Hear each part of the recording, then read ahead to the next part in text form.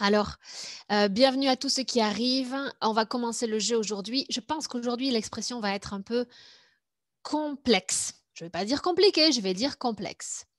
Il y a 3 mots mystères aujourd'hui, 3 mots à découvrir. Le premier, bah, écoutez, je vais vous le montrer directement. Je voudrais l'action, le verbe qui correspond à pardon, le verbe qui correspond à cette action que fait ce jeune homme. Alors, il est fatigué, il va aller se coucher, oui. Mais du coup, comment s'appelle ce quel est le mot pour ce «oh» quand vous êtes fatigué? Qu'est-ce que vous faites avant de vous endormir? Même pendant la journée, vous n'êtes pas obligé d'aller dormir, mais c'est un réflexe du corps, en fait, qui vous permet de manifester votre fatigue. Bonjour Denise, bonjour de Rotterdam. Alors Denise, Asmita, Mono, Sailaja, Myriam, Eman. Est-ce que vous avez la réponse au premier verbe?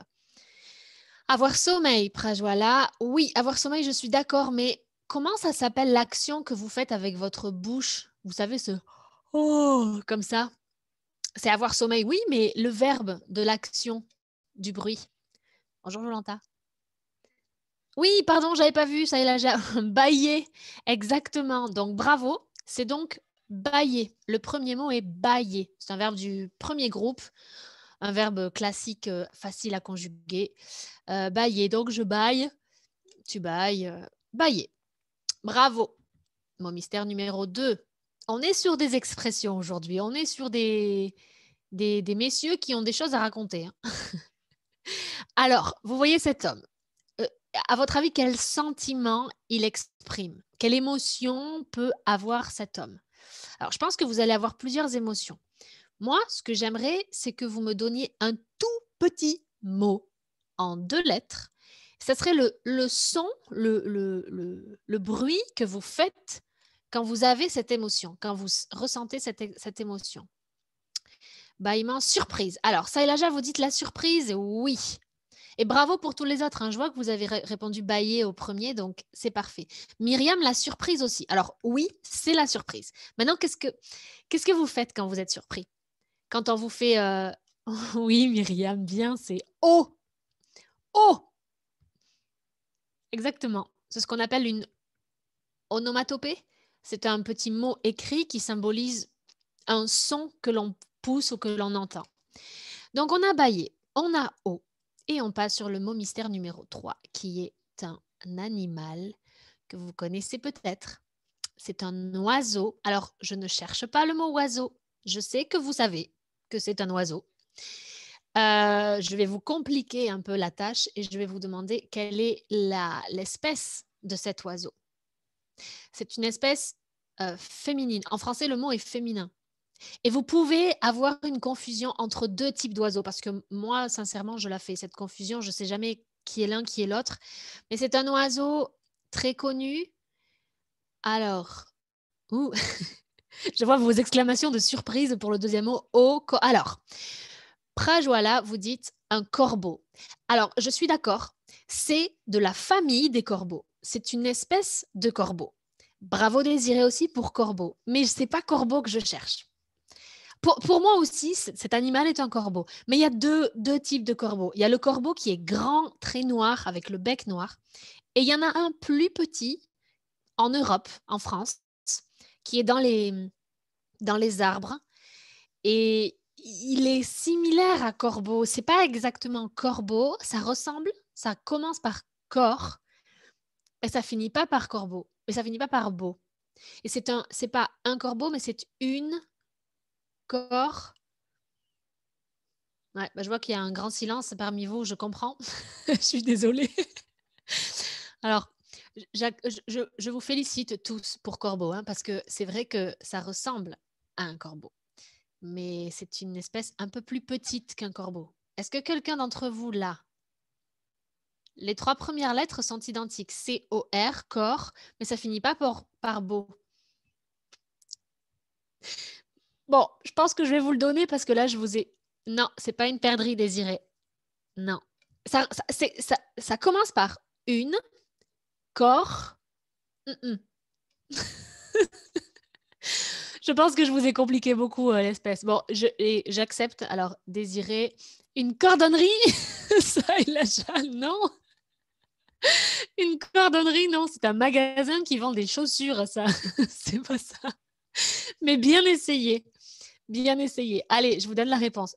J'accepte tous les gens qui ont dit corbeau. Félicitations. C'est pas un corbeau, c'est une corneille. Ouais, voilà.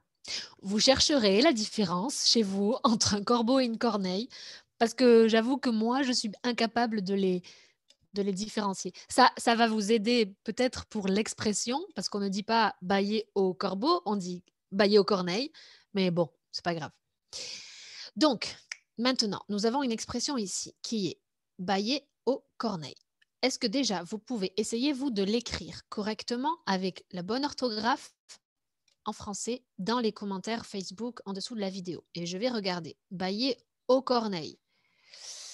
Alors, je regarde. Cordonnerie, un cordonnier. Ah, mono, non, vous savez pas, je me suis trompée. Oui, oui, ça y est, là, je sais pas une cordonnerie. C'est pas grave. Alors, bailler aux corneilles. Bailler aux corneilles. À votre avis, comment vous pouvez l'écrire? Bailler aux corneilles. Le O, déjà, vous savez que ça ne va pas s'écrire comme ça. Vous savez que le O, ça serait comme à la corneille, mais corneille au pluriel. Donc, bailler aux corneilles. Je vous aide. Je vous aide parce que je vous ai un peu bloqué là sur la corneille.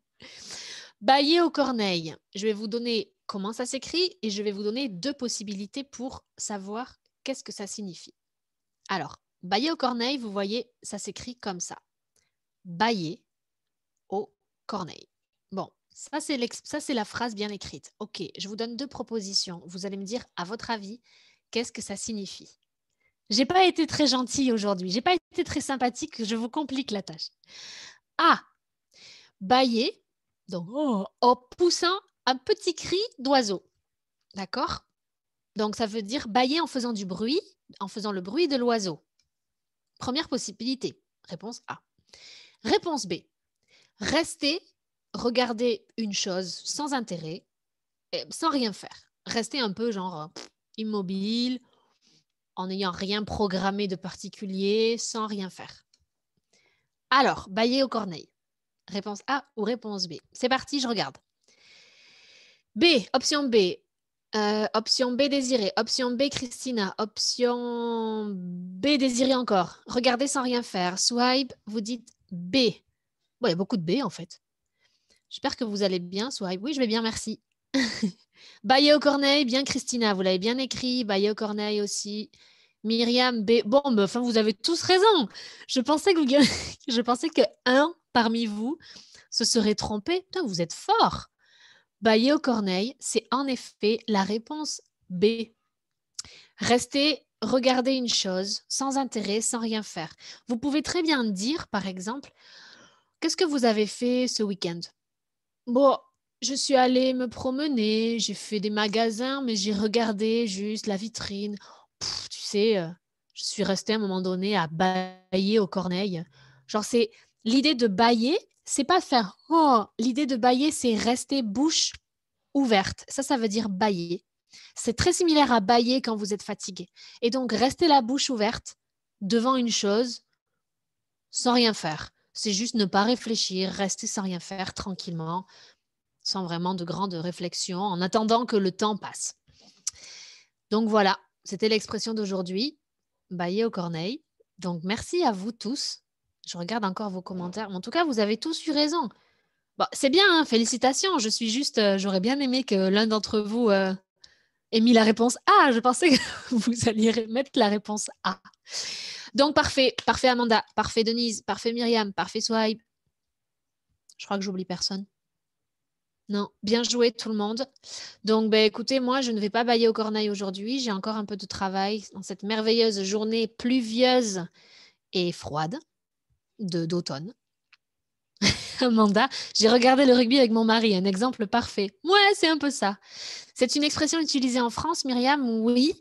Oui, quand vous voulez donner un peu d'image, peut-être de sarcasme ou un peu peut-être de raconter d'une manière un peu expressive, vous pouvez en effet dire Regarde-le, lui, il est là en train de bâiller aux corneilles. Quand vous voyez une personne qui est complètement, vous savez, les yeux et la bouche ouvertes comme ça, à rien faire, vous pouvez dire, lui, il bâille aux corneilles.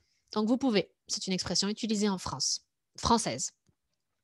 Bon, merci à tous. Je vous laisse ici. Je vous souhaite un bon appétit, une bonne journée et puis à lundi prochain pour un nouveau rébut. Merci à tous. Au revoir.